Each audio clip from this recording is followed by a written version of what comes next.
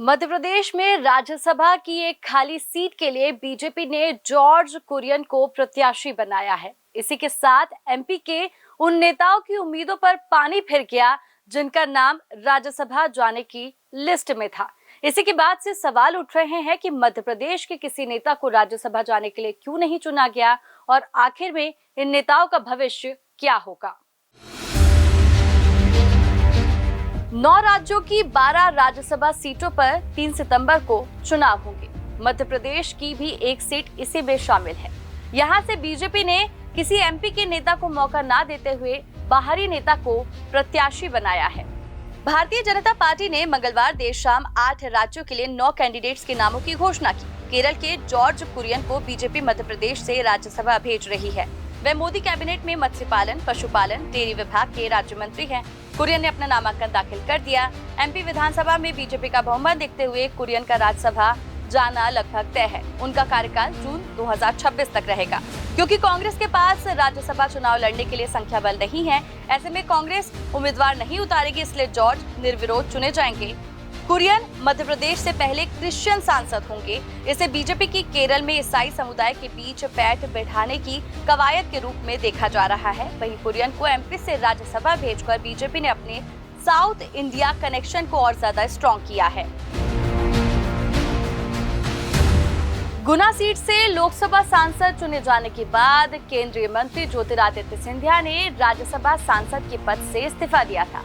सिंधिया की सीट से एमपी के कई नेता दावेदार थे, लेकिन फिर बीजेपी ने किसी बाहरी नेता को चुना। इसके बाद से सवाल उठा कि आखिर मध्य प्रदेश से किसी नेता को राज्यसभा क्यों नहीं भेजा गया। बीजेपी टारगेट के आधार पर काम करने वाली पार्टी है। पार्टी का फोकस खास तौर पर दक्षिण भारत के राज्य केरल पर है। वहीं बाहरी राज्य के नेता को राज्यसभा का उम्मीदवार बनाने से इस एक पद के कई दावेदारों के बीच जो अंतर विरोध की स्थिति थी उसे पार्टी ने खत्म कर दिया। पिछले 5 सालों में कांग्रेस के कई दिग्गजों ने बीजेपी ज्वाइन की और सीधे सरकार में शामिल होकर पद पाया और पावरफुल हो गए। कांग्रेसियों को अचानक मिले पावर से बीजेपी के ही कई नेताओं में नाराजगी देखने को मिली, इसलिए ये फैसला केंद्रीय नेतृत्व पर छोड़ दिया गया था।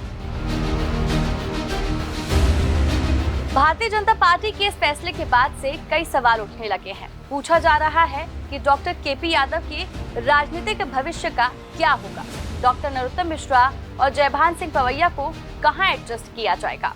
लोकसभा चुनाव में डॉक्टर केपी यादव की जगह सिंधिया को उम्मीदवार बनाया गया था। तब केंद्रीय गृह मंत्री अमित शाह ने चुनावी जनसभा में कहा था गुना को 2 नेता मिलेंगे। शाह के बयान से माना जा रहा था कि ज्योतिरादित्य सिंधिया की लोकसभा संसद में जाने के बाद राज्यसभा में यादव को मौका मिलेगा, लेकिन ऐसा नहीं हुआ। फिलहाल केपी के पास सत्ता और संगठन में फिलहाल कोई जिम्मेदारी नहीं है। सियासी जानकारों की माने तो अब यादव को 5 साल लोकसभा चुनाव का इंतजार करना होगा या दूसरा विकल्प उनको निगम मंडल या संगठन में एडजस्ट किया जा सकता है। इसी तरह विधानसभा चुनाव हार गए डॉक्टर नरोत्तम मिश्रा के पास भी कोई खास जिम्मेदारी नहीं है। पूर्व मंत्री मिश्रा को लेकर कहा जा रहा है कि वे भाजपा प्रदेश अध्यक्ष की रेस में बने हुए हैं। इसके अलावा भाजपा के कद्दावर नेता जयभान सिंह पवैया और कांग्रेस से भाजपा में आए पूर्व केंद्रीय मंत्री सुरेश पचौरी का नाम भी चर्चा में था, लेकिन इस फैसले से उन्हें भी झटका लगा है। राजनीतिक जानकारों की माने तो मध्य प्रदेश के नेता 1 या 2 साल के लिए राज्यसभा नहीं जाना चाहते थे। शायद ये कारण हो सकता है कि बीजेपी ने किसी बाहरी नेता को चुना हो। भाई हम आपको ये बता दें कि चौथा खंभा की एक वीडियो में हम पहले ही बता चुके हैं कि भारतीय जनता पार्टी उम्मीदवारों की घोषणा करने के समय सबको चौंका सकती है, और हुआ भी यही। किसी बाहरी नेता को चुना गया और भाजपा ने एक बार फिर से सबको हैरान कर दिया। फिलहाल के लिए इस वीडियो में इतना ही। देश प्रदेश की खबरों के लिए देखते रहिए चौथा खंभा। मुझे दीजिए इजाजत। नमस्कार।